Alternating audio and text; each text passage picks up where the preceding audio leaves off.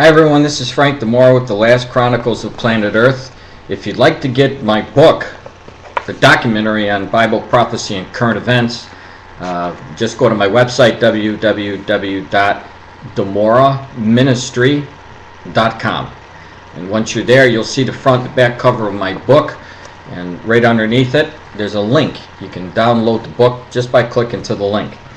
Today I'm going to be covering some of the prophecies and the current events, tying them together for October 28th of 2010. After the video, please scroll down and you'll see the actual reports. You'll have the links. You can click to those links and go right to the report and read the whole report.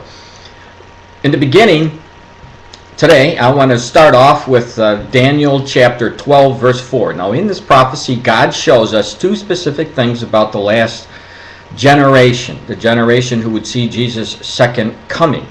And he tells us in Daniel 12:4 that that generation specifically will know that they are the last generation because of two primary things. Number one would be the increase in knowledge. That generation would be increased in knowledge. And number two, the generation would be traveling back and forth. Both of these things have happened to our generation. I'm going to show you a little example of how that's happened. First of all, for the increase of knowledge, our increase of knowledge really was birthed when the computer was born, and since then knowledge has increased exponentially. And you can ask any scientist who's worth his salt if this is the generation who's increased in knowledge, and they will beyond a doubt tell you, or without any doubt tell you, that yes, this is the generation who's increased in knowledge. That's a no-brainer. Now, this generation, unlike any other generation before it, has accelerated so fast that we've gained more knowledge in this one generation since the birth of Israel in 1948, when you want to take a look at one generation, that we've got more information just in this one generation than all the rest of the generations combined together. This is a fact. So God, we know, when he told Daniel that this is going to be the last generation increase in knowledge, we know for a fact that's us. That's our blessing. Now with that, let me give you an example. When you scroll down, you're going to be able to see this report. It says, Chinese computer triumphs U.S., one of the world's fastest, or trumps the U.S. one is the fastest. It says the Chinese Scientific Research Center has built the fastest supercomputer ever made, replacing the United States as maker of the swiftest machine and giving China bragging rights as a technological superpower. It says the computer known as Tianhe 1A has 1.4 times the horsepower of the current top computer, which is at the National Laboratory in Tennessee, as measured by the standard tests used to gauge how well the systems handle mathematical calculations. So we have the Chinese now that are beating out the Americans in the fastest supercomputers in the world. Now, let me add a little bit of something with that.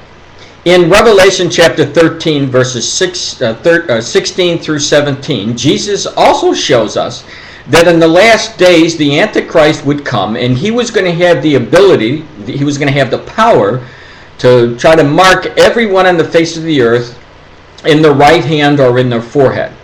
And that unless the people actually took his mark, which is actually the mark of the Antichrist, but allows the people to go into the global economy or to be part of it, unless they take this mark of this man, they're not going to be able to buy anything or sell anything. So this tells us, Jesus is showing us, the Antichrist is going to control the world. He's going to control the world economy.